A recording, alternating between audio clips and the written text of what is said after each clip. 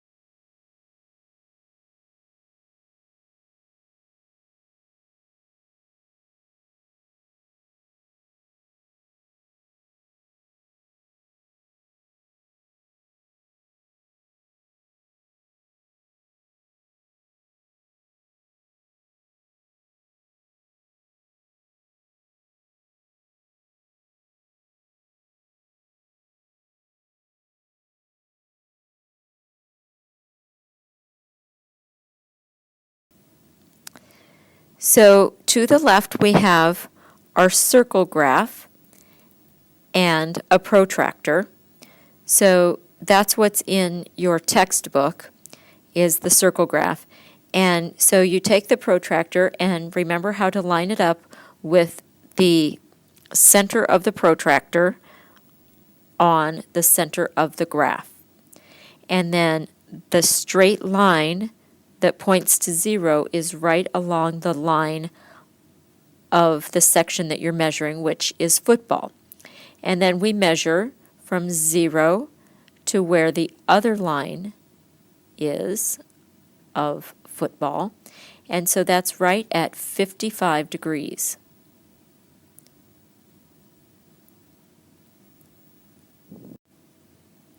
Going back to our record and practice journal page, we measured and our result was 55 degrees.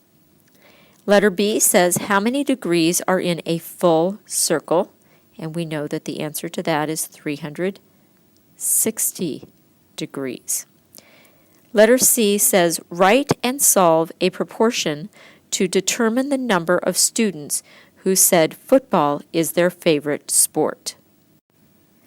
So we might be a little rusty on proportions, but we want to know how many, so we're going to call that X, out of 600, which was the entire student population, said that football was their favorite sport. And we know that 55 degrees out of 360 degrees were devoted to football. So we cross-multiply in order to solve that proportion. So that means we have 360x equals 33,000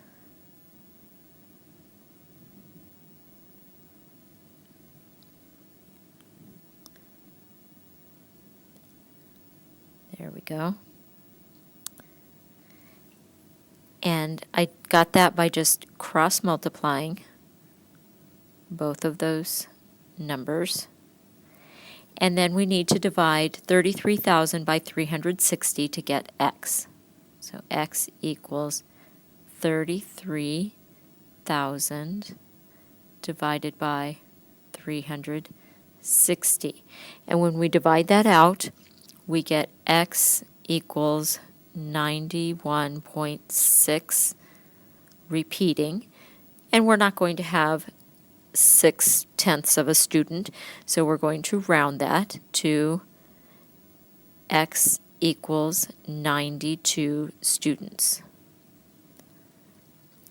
And then letter D says to repeat the process for the other sections of the circle graph. I want you to do that in class tomorrow, so you do not have to do that for your assignment tonight. There is no written assignment for this lesson. You must complete your exit slip on time to earn credit for the lesson. Please remember, to earn credit for viewing this flipped lesson, you must complete your exit slip, come to our next class prepared with the journal pages or other work from the flipped lesson completed, and be prepared with any work that was assigned in the flipped lesson completed.